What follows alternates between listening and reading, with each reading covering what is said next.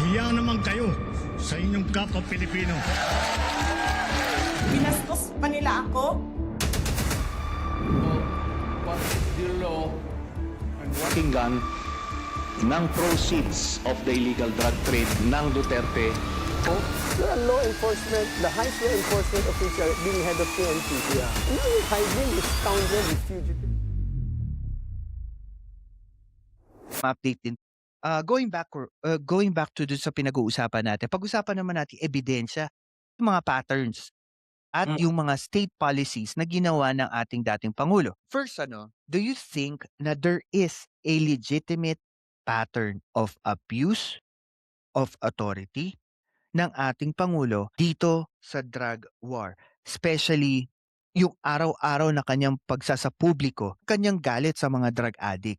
Kasi parang napupunto kasi ng mga kritiko, this was a planned systematic attack to the Filipinos. Oh, yeah. Bawat Yeah, ano ba operation yan? I'm sorry to cut you off.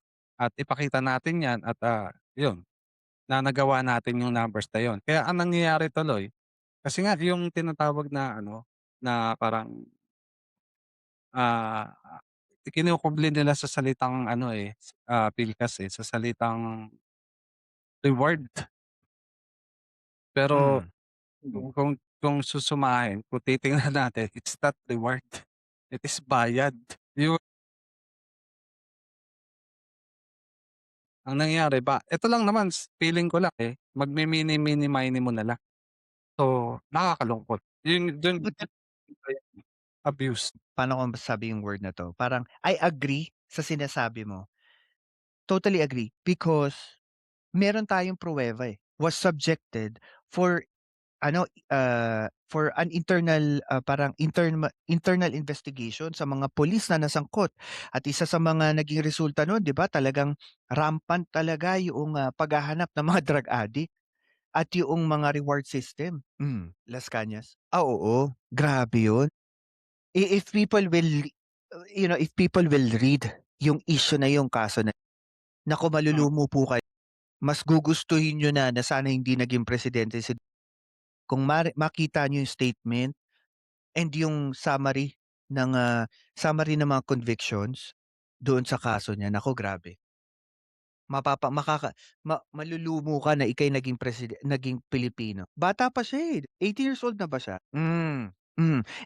And also, boss, nagiging narrative natin nung panahon ni Duterte, alam mo yung narinig mo yung mga salitang kaya namatay. Nanlaban kasi na baril.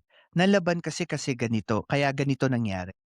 Yung mga statement ng mga biktima, lagi sinasabi ng mga supporter ng dating Pangulo is that hindi naman kikilos yan, hindi naman mamamatay yan, o hindi naman masasaktan yan, kundi yan ng laban. 'Di ba?